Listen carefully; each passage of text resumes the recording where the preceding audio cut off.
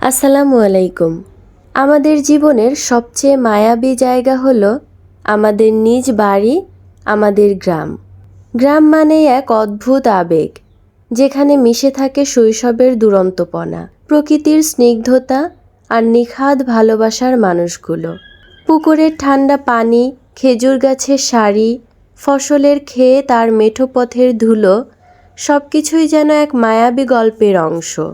ভোরবেলা ঘুম ভাঙার সঙ্গে সঙ্গে চোখে পড়ে কুয়াশার চাদরে মোড়ানো চারপাশ, আম গাছের আগায় বসে থাকা পাখিদের ডাক আর দূর থেকে ভেসে আসা আজানের সুমধুর ধ্বনি। গ্রামে বিকেল মানেই ছিল খেলা আর দুরন্তপনা।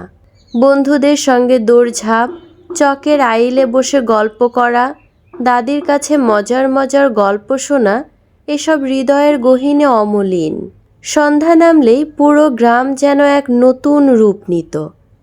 হারিকেনের মৃদু আলোয় পড়ার টেবিলে বসা, দাদির কাছে পুরনো দিনের গল্প শোনা আর উঠোনে বসে খোলা আকাশের তারা গোনা ছিল এক অনন্য অনুভূতি। গ্রামের মানুষের আন্তরিকতা, সরলতা আর ভালোবাসা অকৃত্রিম। কেউ অসুস্থ হলে সবাই ছুটে আসে দেখতে।